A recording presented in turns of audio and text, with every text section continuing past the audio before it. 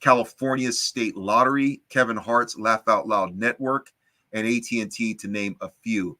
Carlos has produced social campaigns for PBS, The Rise and Fall of the Brown Buffalo, Ruben Salazar, Man in the Middle, the National Hispanic Media Coalition, and Latino Public Broadcasting. This man is a talented writer and producer, and I got an opportunity to get to know him. I would like to say probably 2001, could be even early as 1999. I got a chance to meet him. We were part of an organization called Quiet Storm. He was one of the rappers. We had rappers, we had writers, we had creatives, and I was kind of the strategic director. And I know he had just graduated from Bassett and La Puente and LA County. And him and his partner in crime, Michael Parham. I just fell in love with these guys, man. They were wordsmith, they were witty, they were disruptive, and I know he still is. And they were very independent. That's what I appreciated about his spirit. Very independent of basically anything, any institutions, culture, but yet also very engaged and concerned about what's happening in culture and society and family. So again, it's a privilege for me to have known him probably now over 25 years, and just we've been dialoguing, debating, and been friends for this long. And I can honestly say, out of a lot of people that I know, like he is what you see. I appreciate people like that, people that do not cut you off, as we disagreed on many issues from politics to religion, all the hot button issues of the day, but yet we've maintained a friendship and a respect and an admiration as cipher battle colleagues. I'm not a rapper, but I definitely understand his mindset of the battle of words and just being witty. But he always has maintained that ability to understand what happens in the ring, stays in the ring, and friendship and love and community transcends that. And that's a very unique trait to have. Carlos, I want to welcome you again to the Jack Hakimian podcast. How you doing, brother? I'm doing well, Jack, man. Thank you for that, bro. Like, some of your dates are off, but the sentiment is correct. But I want to point to the dates only because it extends our time together, and it points to how formative those years were. I think I would say in both of our lives. We're about the same age, and I want to say we connected in 1994, 1995. Oh, wow. And that must not have been too far off from your conversion experience. Yeah. I converted in 92 to this kind of born again evangelicalism. I think, were you around the same time? Yeah. It was I believe 92. Yeah. 91 winter going into 92. And we actually grew up in neighboring communities, though we didn't know each other, obviously. I mean, we didn't know each other as we were growing up, but we both came under the influence of like a religious movement that was happening in the San Gabriel Valley here in Los Angeles, in California. In fact, your house wasn't too far from a church that was like a hotbed for evangelicalism. Calvary Chapel, West Covina. And I actually, because that movement was growing so fast in that era, I had family members who had invited me, and I became a part of that movement, and that's how we met. And I was only 17 or 18 when I converted, probably 20 when I met you, but we both came from gang neighborhoods, and we both knew the value of being tough-minded. And I think we both carried that into our religious life. I think that's what made us kind of comrades in a lot of ways when we started working together. And even in kind of taking 1,000-foot view, like, we grew up so similarly that from someone on the outside is like our experiences are in a lot of ways indistinguishable. So I want to first say that, like, not only like I think we're a lot alike to most people in the world, you know what I'm saying? Like, since we came from the same neighborhood, we went same religious kind of training. We went out and try to convince people of our worldview in public settings. Like we've done, like not a lot of people have had this experience. So I say all that to say, like, yeah, we are compatriots in this like this journey. You know, Yeah, yeah, absolutely. And I was, and again, I recognize that spirit, right? It's a toughness, right? I mean, there was a toughness there, but also I think there's a zeal for life, right? It's almost like you got a second chance. Like you shouldn't right, even. I'm still amazed I made it past 20. Um, run around in Baldwin Park, West Covina, La Puente, just San Gabriel Valley. I grew up in El Monte. I remember my first day in El Monte when I landed from West Africa, fleeing a civil war. And I think you, as a Mexican American, there's been a lot of struggle. I know a lot of my friends who were Sureños and basically, growing up in LA, East LA, Compton area, Pasadena area, like it's the same. It's a story of struggle, right? As an immigrant, because I think we were both immigrants too. Me being half Lebanese, being West African, and we both, I think, had a connection to hip hop.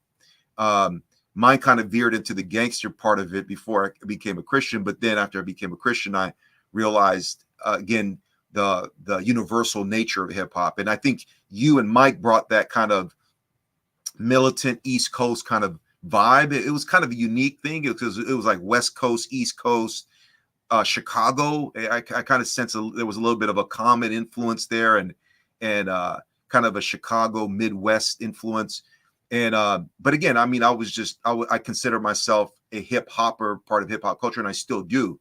I think I embody the eclecticness, the mixed mindedness, my ability to mix and take from and create something that's uniquely me, and also owning like my international hip hopness. Like I'm not a fifth generational African American, right? I come here to this country as an outsider, trying to fit in, and hip hop's allowed me, and of course my faith has allowed me to kind of transcend even what it means to be American. Like, oh no, I'm part of a global community kind of thing.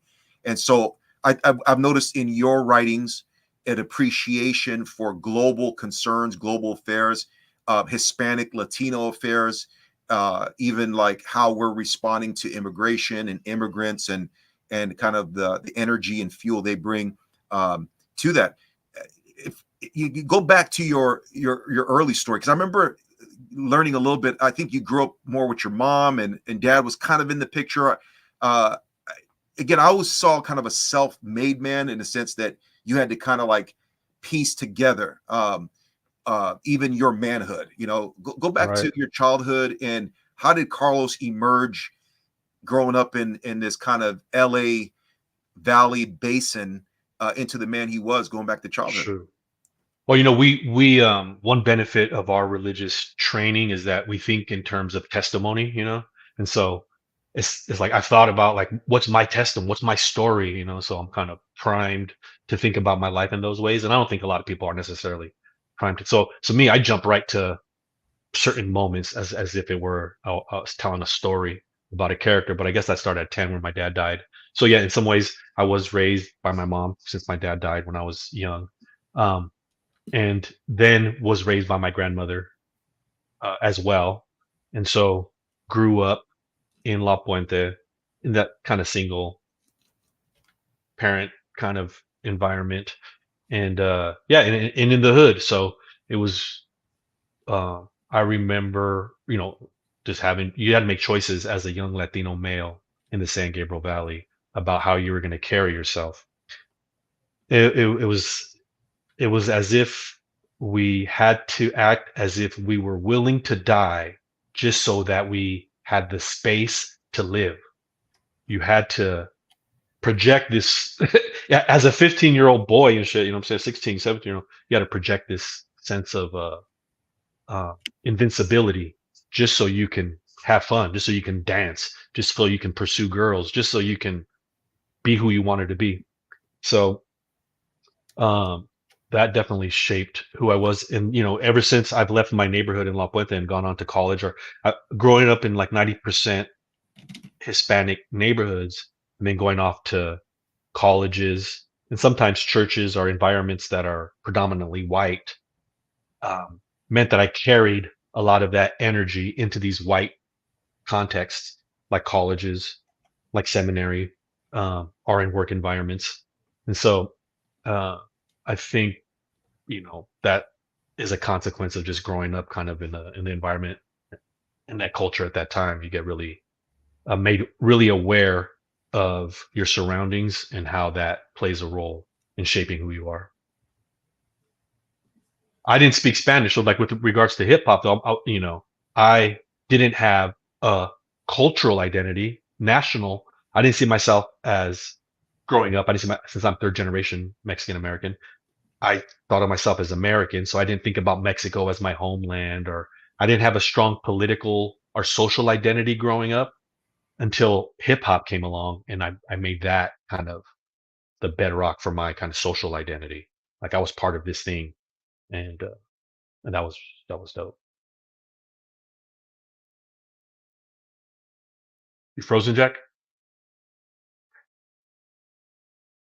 Mic check, 1 2 1 2. Frozen, Jack.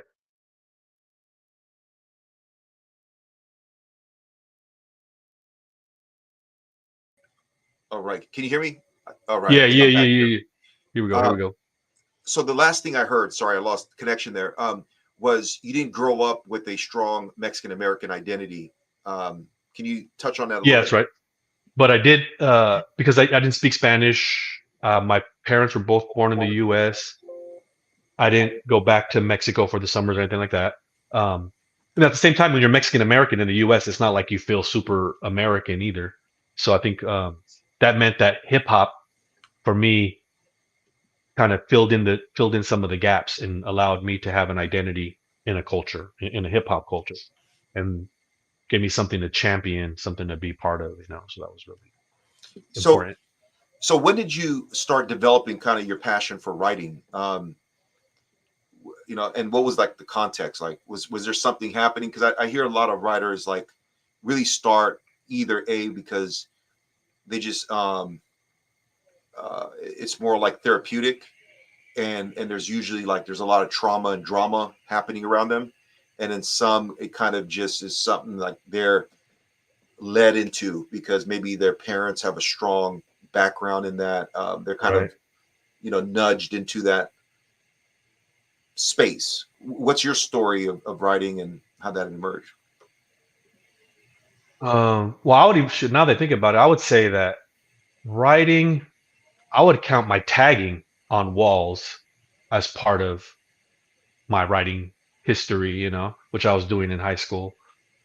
But I never really thought of I think I wanted to be a writer only insofar as people thought that was something that was too hard or that I couldn't do. You know what I'm saying? Like, well, maybe that's not trying. And I had a felicity for it. Like, I do like language. Um, but I never really, um,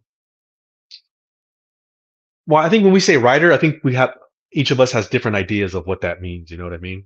Uh, and a lot of, and my idea of what a writer is today is different from what it was then. Maybe back when I was in high school, I didn't identify as a writer. In college, when I wrote for the college newspaper, I wrote a food review column.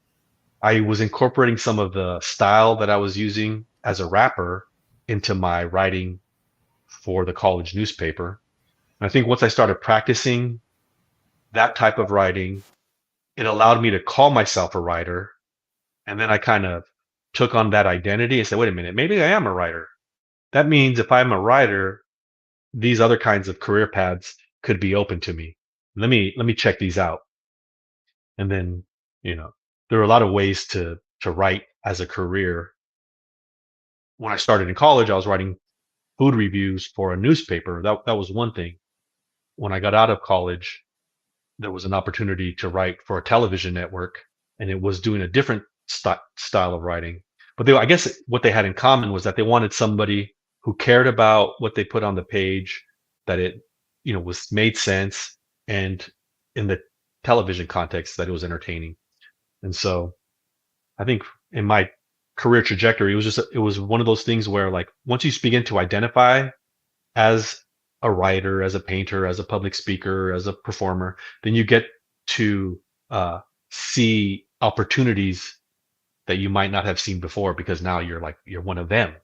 Then you pursue those, to varying levels of success.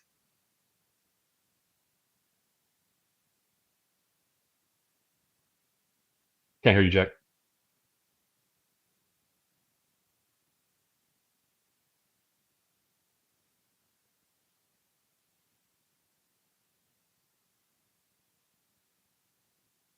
Mic check, mic check. Testing 1 2. Can you hear me?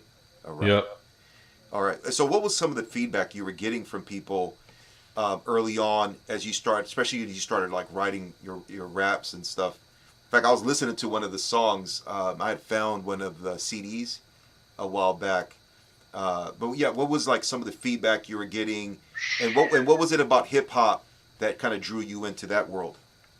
Well, I know you could appreciate this too, Jack, but early on, I'm getting echo. I don't know. Mic check, mic check. Still getting it. All right, it's not getting it anymore. 1 2 1 2. You good? There we go. All right. Oh, it was one of those things where I encountered was like, a lot of skepticism where people would tell me like, stop trying to use big words. Like, why are you trying to use words like that, bro? Like, take it easy. You know what I mean? Like, and that's I see that in two ways. One, like that's just hate. You know what I'm saying? Like, why are you trying to hate on me, bro? I'm trying to develop my vocabulary. I'm trying to do some extra shit. Like, stop hating. And sure, some of it's like unnecessary, but that's part of the journey. Like as you develop, I think we all go through that zeal that you might have when you're learning something new or whatever. But I will say, like, it wasn't as if there's there are people out there encouraging Latino men to become writers, to become poets, to like become, interested in the arts or whatever. So it had to be deliberate about it, and I had to do it in spite of knowing that people thought it was weird or unnecessary or excessive. But you just kind of got to just go for it. And then you know how it is too. Like, so we grew up in a culture where like we like to make fun, we like to bag on each other, and that game of like one-upsmanship is a game of humor and wit and language, and so there's a lot of stuff. So we kind of carried that into our rapping, which kind of carried into my writing. Like, how can I deliver a punchline in a rap? How can I deliver a punchline in a paragraph? You know, So, and I know you guys, you know, I, I think what was your group's name? The Recruits. recruits. Yep. So you guys had kind of a militant style to you, would you say? Was Yeah. it like Wu Tang? Was that who was your Well, that was who were the that was people that popular you at were? the time. Yeah, who were you looking up to it at that in the That was '90s? probably hieroglyphics, Redman. But yeah, the East Coast. When we're coming up, the West Coast stuff was a little behind lyrically, so we always had to look to the East Coast for a little bit. Uh, but yeah, actually, when you were talking about hip hop, Jack, I wanted to remind you, not that you needed to be reminded, but you were involved. Like, I'm a rapper, so maybe I could be like, yeah, of course I was involved. I did hip hop, whatever. But like, you produced a lot of hip hop events, bro. Like, Yeah. uh, not a lot of people can say that. Like, there were several years where like, Wow. not only when we were doing that together, we would build stages Oh so yeah. we could rap. Like, that's a lot of hip hop equity. Your hip hop sweat equity is there, bro. Yeah. Yeah. And I mean, for many years I ran a spot called the Hip Hop Cafe. I used to have, I had AC Alone. Yeah, out here in I West had, Covina, right? yeah, I had, Yeah, no, yeah, yeah, that spot was dope. That was a crazy. That was the era I was thinking about. As after even we started doing ministry, after I stopped doing ministry with you guys, you were still doing that thing over there. Was doing like regular old hip hop, which was pretty cool. yeah. Yeah, that's important. Yeah, that's man. I appreciate that, man. There's a lot of stuff in my past that I tend to forget because we're living in the now, Right. uh, and that as a father and a husband, uh, and a breadwinner, it's just you forget, like I forget how passionate I was about hip hop and still am, and want to be involved in helping kind of be part of the movement of hip hop here in South Florida, Miami. There's a lot of talent, but it's like, butt booty and strip club culture kind of thing, Right. and that they don't, a lot of the young people and older have not had an experience of the elements of hip hop, the way that maybe people in New York or Chicago or LA have, or Oakland, as you know, there's a creative scene that's really powerful in North California, even San Diego. Um, so like the art of it, like, and what it can do for you, and even like shaping your your personality, where you're okay with being different. Like I'm talking about the true essence of hip hop, which is about originality. Like you'd get capped on if you were biting, or if you Right. sounded like someone, and that's what Quiet Storm was about. Like we were trying to have this original kind of thing, and each rapper. And I remember like us going through like a lot of self evaluation or group evaluation, group critique. We had uh, Todd Colazzo, which he's going to be on my podcast in a few weeks, and Nick's producing, and his whole thing was it needed to be fresh, original production. Um, but yeah, I forget about all the work. We work with Ahmad and Fourth Avenue Jones and um, Pigeon John. He's still doing his thing. I'm proud of him. He's making some great music. Um, he's Let me just, ask you this: yeah. Go ahead. Sorry. do you ever look at hip hop as a social movement that you're a part of, and you've seen, 30 years of, or whatever it's been, 40 years of, you've seen it in some of its complexity. Mm-hmm. Do you ever evaluate that and compare that to what a social movement like Christianity must have been like after the first 40 or 50 years?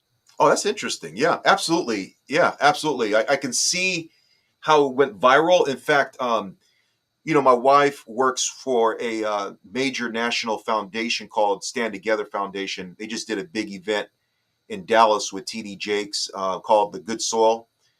They've done events with like Deion Sanders, and in talking with some of their senior directors, uh, Stand Together, I've always tried to like help them to see that for them to go viral, in a sense, they're going to have to bust it loose like Christianity or like hip hop, where there isn't gatekeepers, right? Right. It's a fluid community that allows anyone to come in and contextualize. Like I'm kind of following what's happening in Mm. Japan, what's happening in Philippines with hip hop, Nicaragua, with some of the social justice hip hop rappers that are really critiquing and prophesying, to the corruption and struggle they're having for liberation in these countries. So, but the problem with like conservative groups, whether it be evangelical churches or conservative organizations, grassroots policy initiative organizations, is they try to have a lot of controls on the top. Like you can't even use like maybe their philosophy or uh, even their words without their permission. Right. And hip hop is like the opposite of that. It's taking from art, from samples, from spray paint. I mean, it's taking whatever it can, and it's communicating. Um, and for things to explode, you have to allow kind of a egalitarian kind of like it has to be decentralized, and out of that, like a talent can emerge, and I think that Right. there's too many controls in churches, whether it's Catholic, evangelical, and political movements. And I think if you want a movement, like if you study like the science behind movements, you got to definitely look at Christianity slash hip hop, because like it's real. Like Christianity went into Armenia, it went into Ethiopia, it went into Rome and Spain and India, as far like China. Like it really, but it's the it's the non-controllable nature of it, I think, and Sure. that's really important. What's your thoughts on that?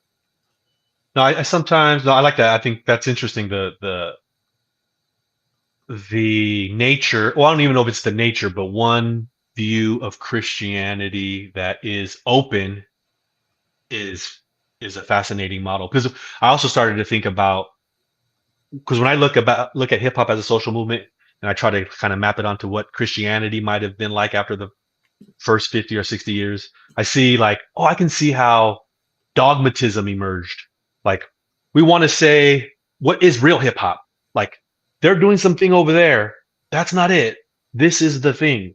How do we know this is the thing? Well, let me tell you. And then, so I see like those kind of similarities often in terms of like how I would imagine others would have reacted in a community where there are conflicting beliefs and practices. Uh, so it becomes, I guess it, for me, when I do that kind of comparative analysis, it like brings religion back to earth. You know what I'm saying? It's like, oh yeah, of course, this is what happens in social movements of this sort. You get this, that, and the other, and it's predictable. You know.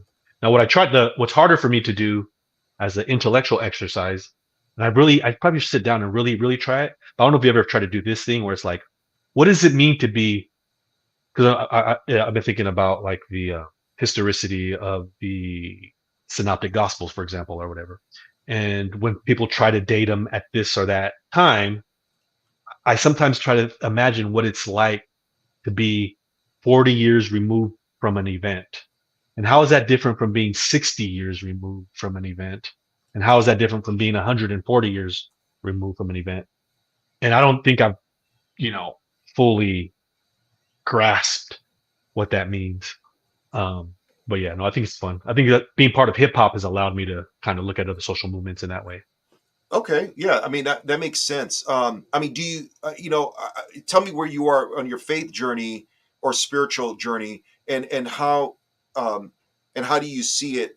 Far as like it's like from a like ontologically, like do you see a distinction between hip hop and Christianity and other social movements, or do you see them as just like phenomena that happen when Hmm. social needs are met? Here we go. I'm gonna say both. I mean, well, I think it's clearly a case that social needs are met through both hip hop Sure. and Christianity or whatever. As to the question of whether there's something extra going on with Christianity,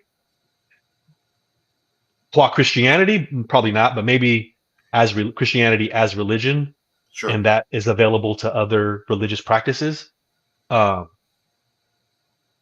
I do think that one kind of the metaphor or the analogy I use to frame my religious experience now is one of spiritual practice.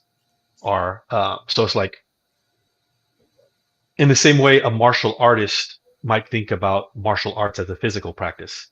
Mm, So it's like in martial arts, you get trained. You might get trained in a certain school, a certain tradition.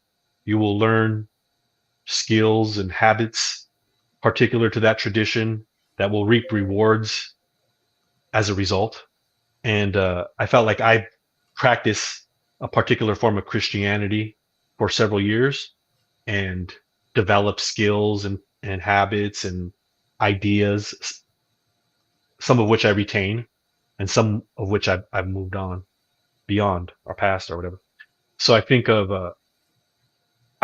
now of religion as spiritual practice, and that you can benefit from this practice or that practice, and that each practice has its bounds, its limits. Um, but that one extra step might be, to extend the analogy, that whereas some folks wouldn't encourage practicing multiple spiritual practices, I would say that there's probably some benefit in doing that as well. In the same way, there'd be benefit in pursuing different physical martial arts practices. okay. So I Yeah, think, yeah, it's sort of like the whole rejection of Bruce Lee, right? Because he believed in integration, Right. So it's like, yeah, exactly. while others felt like, no, you need to be a purist and maintain purity. Right. Okay. Um, so how? So I mean, so how do you like? What's a typical day look like for the big brown dad? Like, and when it comes to the role that writing and words and spirituality, come into play. Mm. You know, are you seeing like we've touched on these two really important variables in your life. Uh, do they provide a certain element of nourishment or energy, to get out of a slump or a dark place? And how is that playing out? I sometimes say that writing is like talking, but instead of using your hand, you use your brain. Wait, writing is like talking. Instead of using your mouth, you use your brain. Uh, but I think there's a real there's a real close connection between thinking and writing. Um, and that if you can think clearly, you can write clearly. And so I aim for clarity in my writing because that means that I've been able to think about a thing in such a way that it makes sense. So I guess in writing, I'm looking for clarity. And I guess in the world, I'm looking for clarity. And in writing, the superpower in writing is in editing. It's in removing the stuff you thought you need. Mm, And I think there's something I think I go about looking at the world and I'm doing, we're all doing editing of this and that sort, you know what I mean? wow. So I don't know. I feel like I have to be open and I have to get the stuff, but then I have to be open to the world to understand what's happening, to begin to hope to understand what's happening. But in the end, all I'm really doing is I'm not even taking everything because that's too much. I have to start a shape. I have to give it some shape so that it makes sense or whatever. So I guess I'm kind of going out, and I think we're probably all doing this. We're carving out meaning in the world, right? We're just walking. We're like, oh yeah, not that, not that. This that means that, you know. Then you go over here, and it's like, so because I have a vanity license plate. It's a WORD LFE. WORD LFE. And I'm pretty sure most people think it has like a religious connotation. It's like word life, right? Yeah. I think people think it has a religious connotation. I would if I saw it. I'd be like, oh, that dude's a youth pastor or something. I don't know. But it's Word. actually about Yeah, it's about hip hop. It's about writing. It's about the logos. It's about word life. You know what I'm saying? Like, Interesting. boom. I like what you said. That's pretty profound. I never heard that before. Um, the superpower of writing is in editing, and that's so true, right? I mean, if you think about like even a major movie, right? I mean, a lot of the drafts, the actual footage is just raw. It's ugly. They're just going out and capturing all these angles, and Mm. and you have experience because you've been on every end of producing various um, uh, documentaries and docu-series and different things. Like it's when you get in front of that computer and you really start thinking through, you know, uh, the texture, the colors, the music, um, the sounds, um, which camera angle, that's pretty profound. To view life in that way too, right? It's what do you really need to create a beautiful life? Um, do you find that you connect with people who have a similar philosophy of making their life beautiful, to kind of like create their life and create a beautiful rhythmic life, because I'm really into Mm. like music and lo-fi, just soulful jazz, so Snow Allegra, FKJ, some of these European artists. Just I like the elegance and the beauty of kind of this fusion of hip hop with jazz and R&B, and with these new sounds. And I definitely love like foreign sounds. Like the ear always needs something new. It's like it's like a palate. It craves new things. And that's why there's always room in the music industry, as long as we can get to people through distributions and means like YouTube and Spotify. Um, but do you find that it's hard for people to connect with you? Because I do Mm. believe, as I read more and learned more, I found that even like my Christian friends and family, even family and non-Christian friends, like it's like I'm having conversations, meaningful friendships with people that can see me and see life in nuance, and with um, kind of a more broader mindset. So it's like even the friendships are easier because they're able to see you as an individual in different dimensions, and appreciate kind of the complexity of your. So I think like wisdom and logos, right? Wisdom. Right. These are kind of like synonymous concepts. Um, the word, like what does the word do? Right? The word creates a very complex universe uh, that is broken down into micro um, nanoparticles, well as like huge blocks of mountains and planets and stars.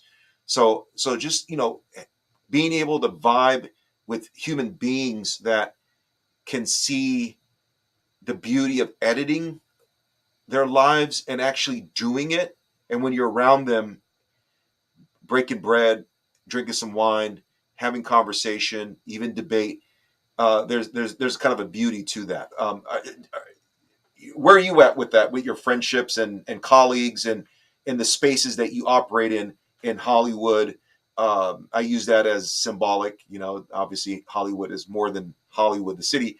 Um, and I know there's a lot of profound, intelligent people in Hollywood, right? That are very complex themselves, but they need to work. But are you finding those connections, and what's your experience?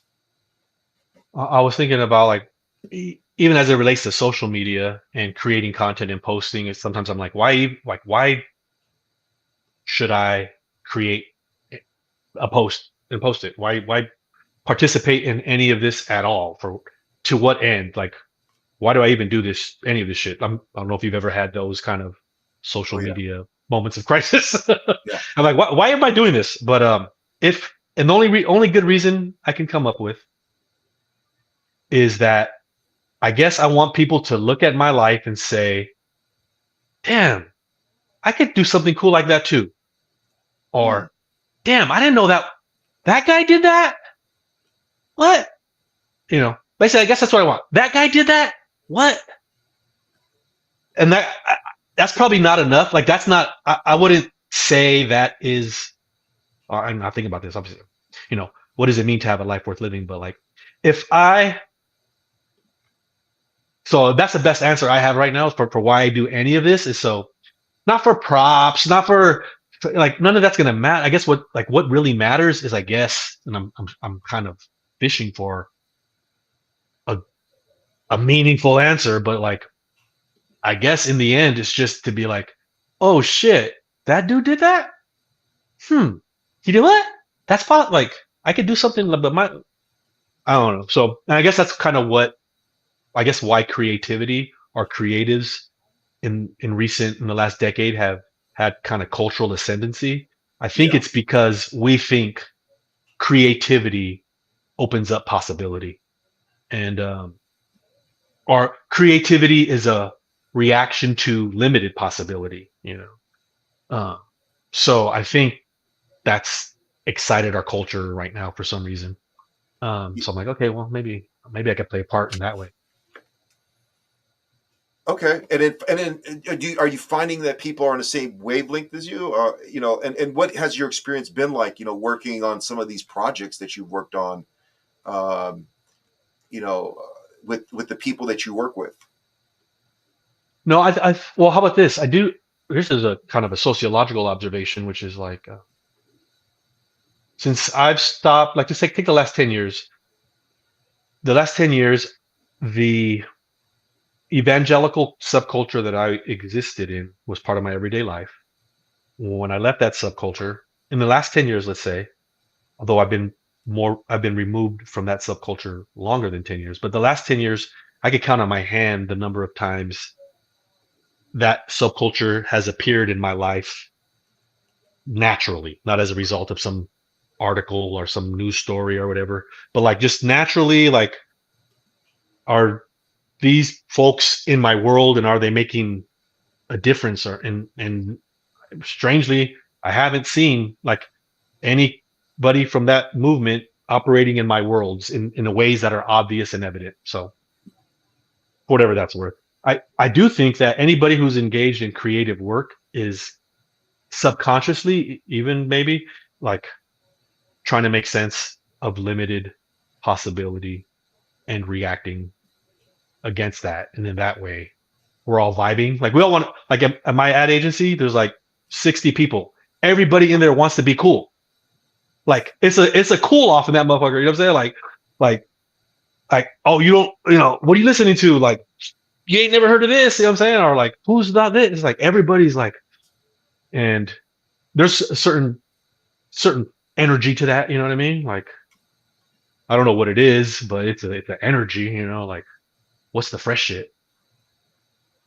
It's kind of, it's not hype beast necessarily, but it is hype for what's fresh.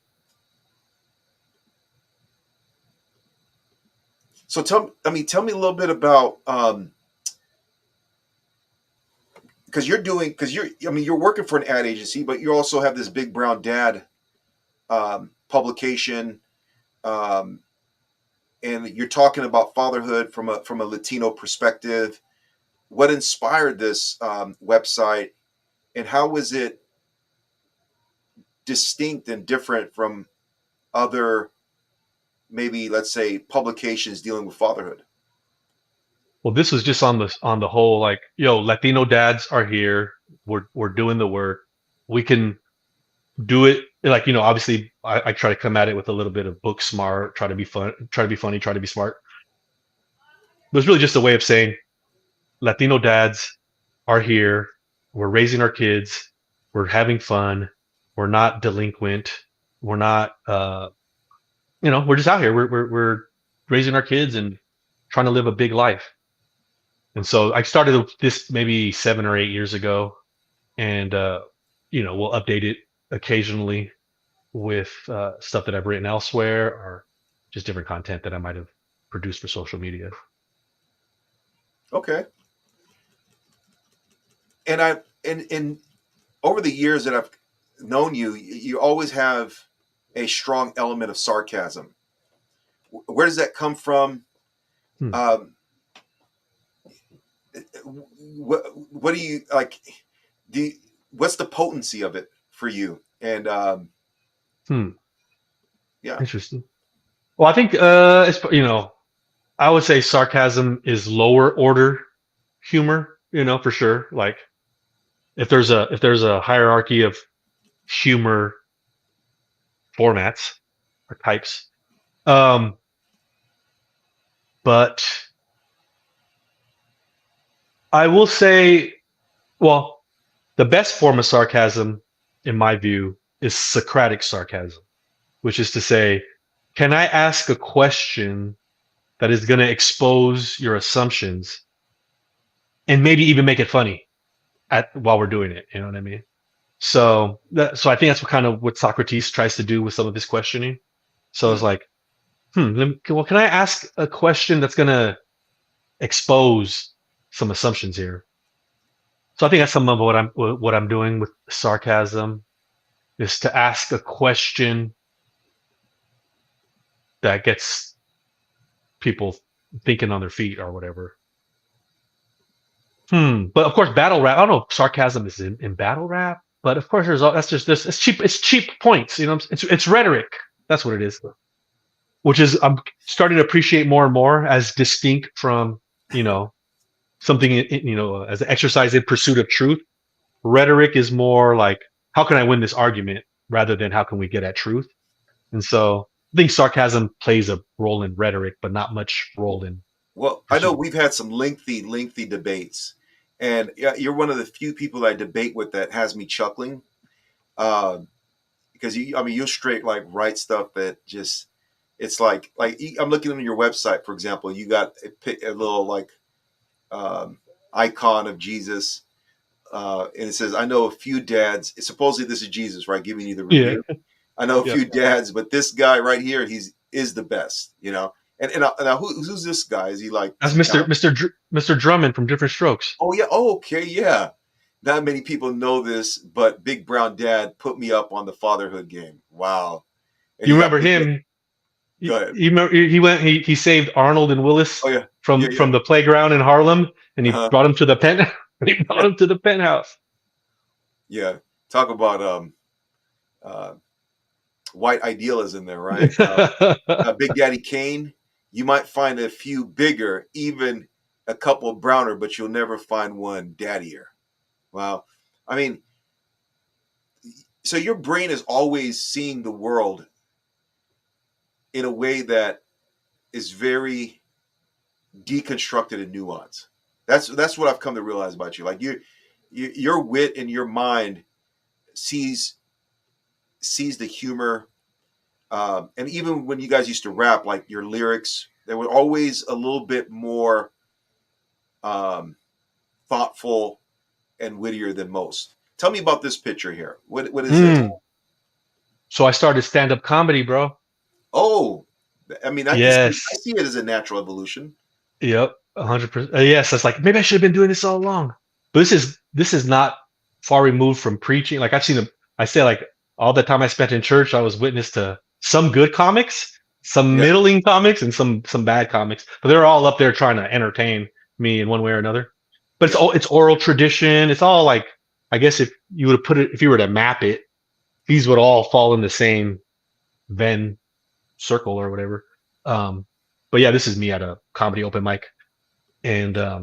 now what I'm trying to do is take what I learned from hip hop, what I've learned from marketing, what I've learned from teaching, what I've learned from church preaching, um, what I've learned from giving presentations, and say, okay, can I do something? And then and taking what I've learned with philosophy and say, can I be funny and enlightening in this medium? And can I make money doing it? That's really the because it's like okay, yeah, I'm funny. Like I don't need people to tell me I'm funny. I've been writing jokes online for 20 years. I'm funny, whatever. So I'm not doing this to prove that I'm funny. I can't be it. It's not for nerve. Like I've been on stage. It's not like I'm the nervous guy who wants to get over my fear of public speaking. It's like, can I make a business out of this? I don't know. That's hard. Everybody I asked, like my friend, I have two friends from college who've been doing comedy. One is PK, he's been doing it for 20 years. My other friend, Eddie Gordon, he's been doing it for 7 years. I said, hey guys, I'm going to start doing this stand up comedy. I want to make $5,000 my first year. What do you guys think? Can I do it? Hell no. You'll lose money. It's not going to happen. No. I was like, oh, that's a good point. Like, well, let's see if I can. So right now, I have a newsletter that I started when I started selling coffee.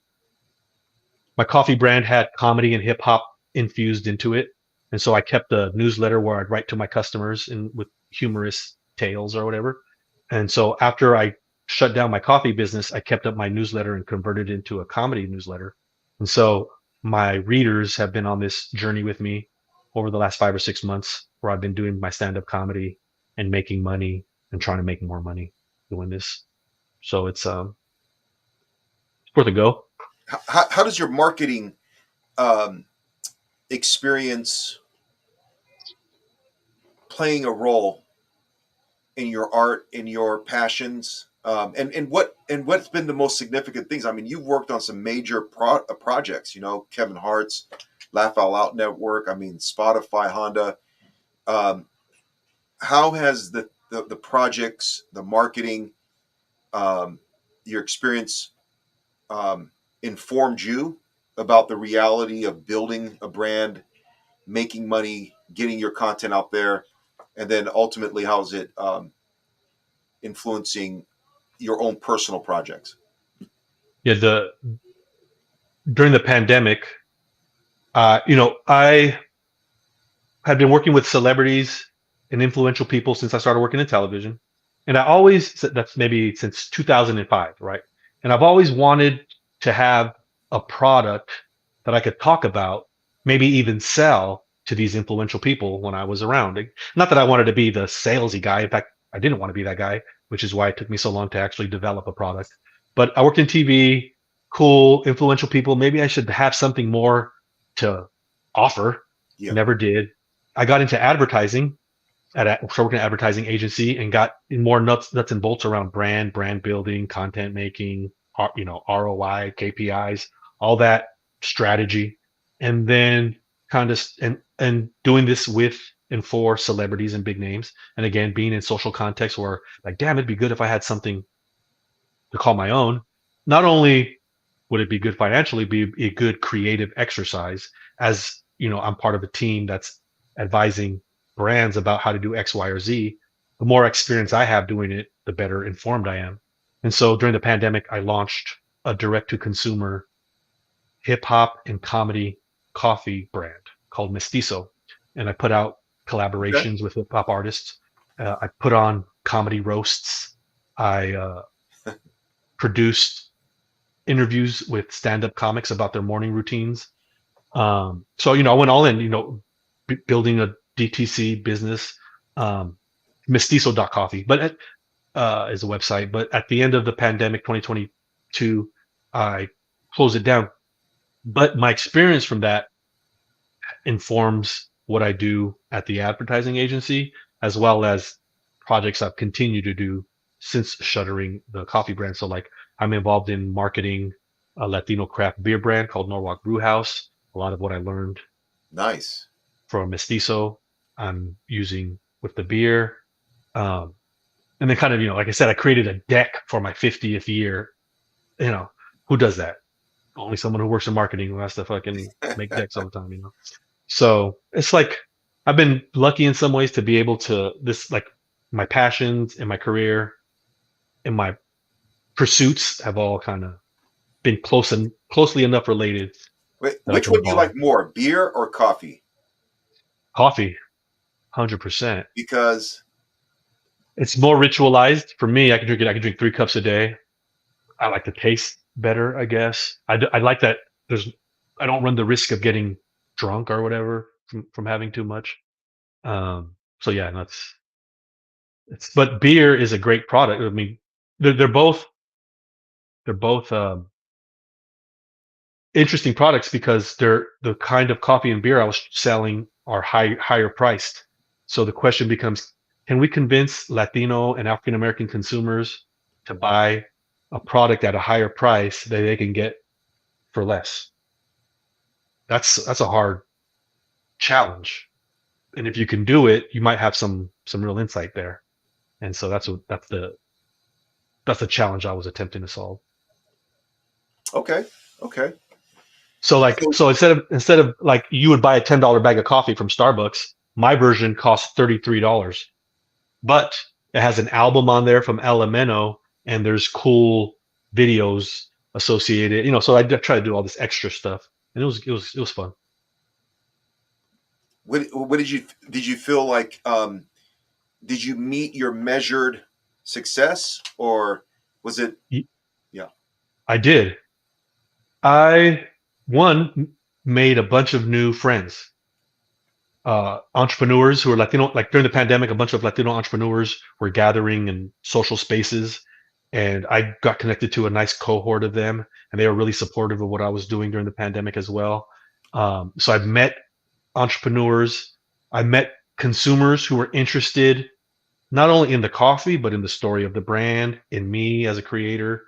Uh, Now, I can tell you that I also ran the risk, and this is like, I'm sure you would find this a challenge too, but like, I became coffee guy, not hip hop guy, not interesting idea guy, not, it's like coffee guy. I was like, yeah, I guess, you know what I'm saying? Like, I'm selling coffee, but like, that's just one thing, you know what I'm saying? So it actually let, let me know that I'm more of a,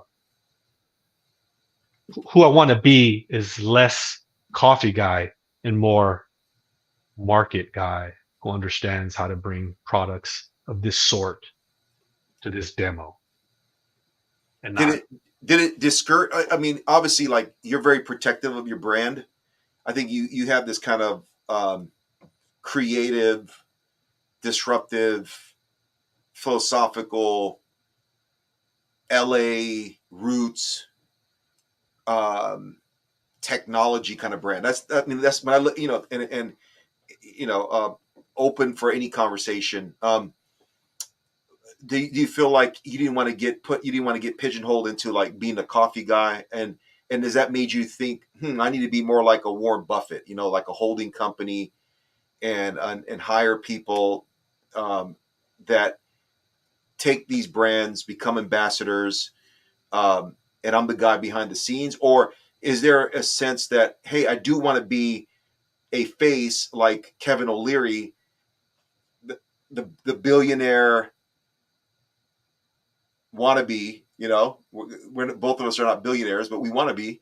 But you're the business guy that has his hands in different passionate things. Like sort of like Shark Tank. Like you're more like an investor um, who is like maybe a Mark Cuban. well, Jack, you turned 50 recently. Do you find yourself still asking yourself, who do I want to be? Hell yeah, every day, every Yeah. day, every Right. day. Yeah, it's crazy. It's like, yeah. But then have you found people out in the world like that you kind of not like, I want to be like that? Or do Well, you I have think people I like think that? I think I think to some degree, like yeah, there's like versions of me out there that I can relate to, but then I realized like, oh, but hip hop. Let's go back to hip hop, right? I want to be, but I'm all there's like an original fingerprint here. Like Right. none of these guys are like me, um, and have my unique story, and but I also want to I want to be also like more than a business. Like I love business, and I have Right. several businesses, but I also love technology. I also love the micro experiences with people, like the coffee shop conversations. That's why I realized at some point, like I've been podcasting since like for 20 some years. Like I had my own TV program called That's What's Up right. LA. And No, come on. We were yeah, on that. That's yeah. when that your intro played. I was like, oh snap! I remember we did the intro for yours the Oh back in the snap! day. You helped me. Yeah, yeah, yeah, you man. What I remember you were involved in that project. What role were you involved? We were interviewed at me and Mike went in there. We did something. I think we were maybe did the opening song or something like that. No, but that was good. That was dope. Yeah, That was yeah. fun. So yeah, but so at some point I like, oh, I got a voice too, and I'm interested like Solomon, in Right. everything, foods, health. I'm on this whole like I'm really enjoying eating plants, all Right. types of plants, cauliflower, like oil and olive oil and avocado oil and seasonings. Like, it's really like it's revitalized my energy. I feel literally like I'm 20 years old again. Mm. Drinking water, like I'm exercising. But yeah, I've realized like I'm kind of a renaissance man. Like I'm more than a preacher. I'm more than a podcaster. I'm more than a business guy. I'm more than um, a theologian. I love music. I love culture.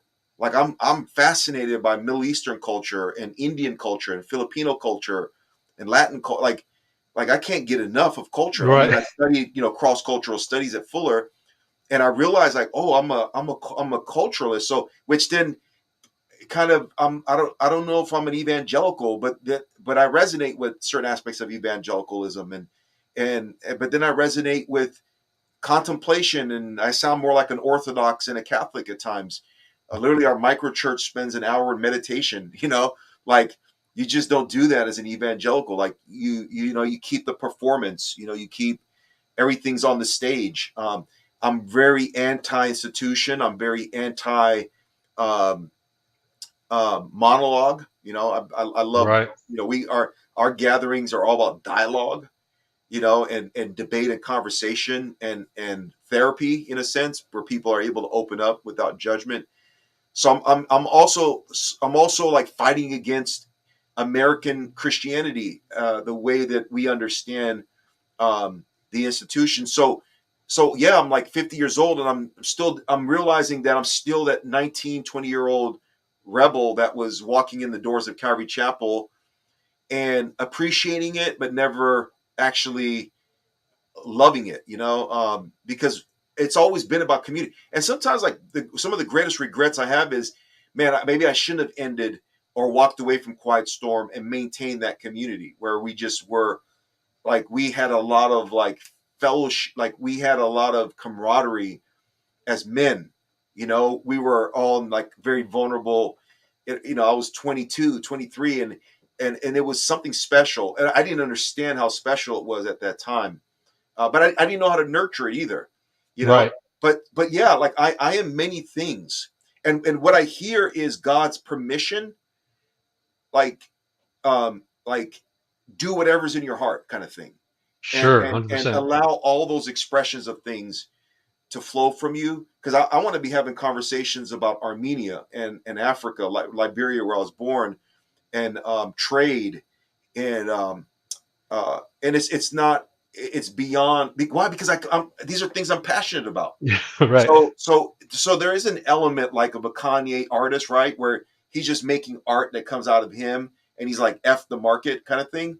Like I don't care what the appetites of consumers. Like this is who I am, and if one person views it, I'm good.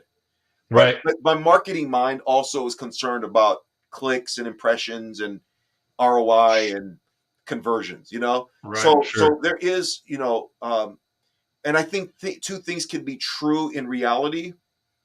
Artists that create art in and of itself, and artists that create art for the market, and also within me, that I have those two parts, and I do things for people, and I do things just for me. And when I die 30 years from now, and you're looking at my Facebook feed or my website, you're like, that dude was interesting. And it may just, and I've touched a lot of people, and I still continue to touch a lot of people because I get a lot of feedback. And a lot of it, I've noticed that I'm most potent is when I'm truest to myself. I'm no Right. longer sounding like whomever, and I think, both of our liberation as men and other men, and I've always seen you as a liberated guy. I've not always agreed with your theology or philosophy, but I've said at least he's free. Right. And it's like, I know that he dies tomorrow, he felt like he lived well. Right. And that's not something that I think Christians and non-Christians, I think a lot of it has to do with the individual just kind of coming to a place of authenticity about the core of who they are. And it doesn't mean you're just out here doing some foolish stuff, because reality is also accepting the world around you and what the world will accept from you. So unless you want to be broke and be an artist, who's 50 years old living, in your grandparents' garage, go for it. But there is a call to be clever. So I kind of look up to like a Kevin O'Leary, for example, where he can be on MSNBC and then go on Fox, critique Trump, and then defend Trump on a particular issue. I find that the word independent means more to me. I kind of used to run from it. I never wanted to be. I wanted to be like, oh, he's part of something.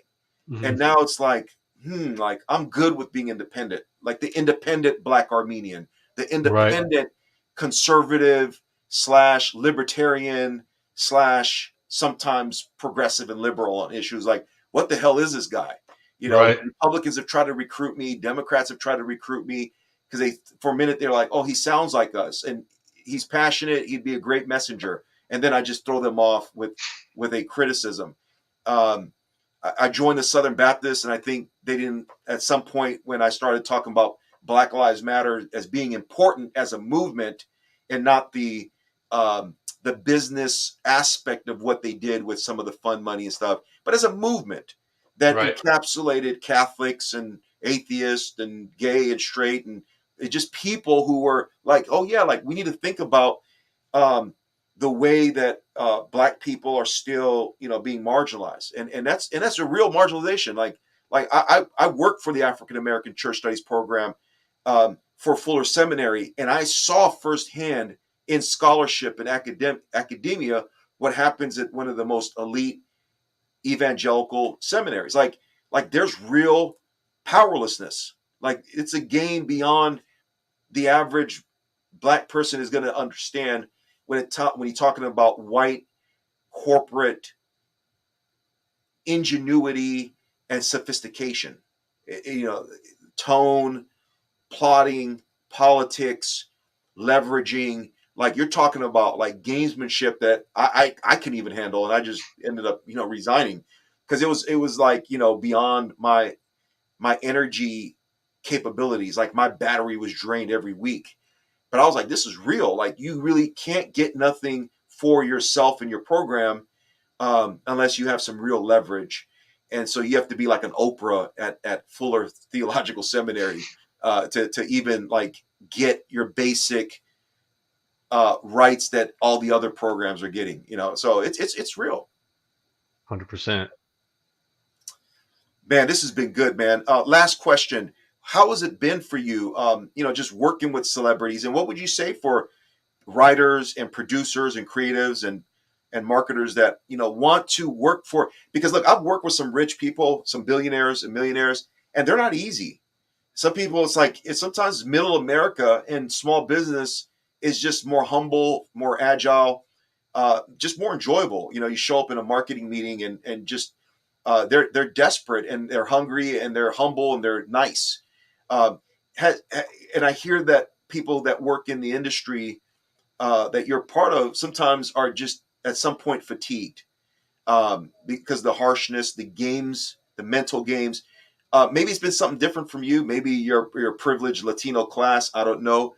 Where are you at with that? And what would you say to someone who's like 25 years old, just graduated from USC, Occidental, I don't know, um, Fullerton, and they just can't wait to like start working for a production company? Probably the biggest difference in my work experience has been the difference between working in a white majority company and a minority owned company.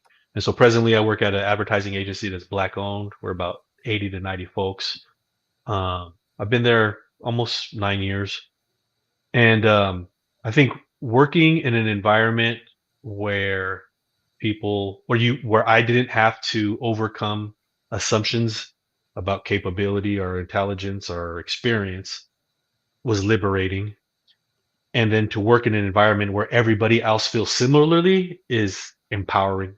So I think, I guess in terms of advice, I would be like, you want to work at a company that values you, and you might be more likely to find that at minority owned businesses if you're a minority yourself.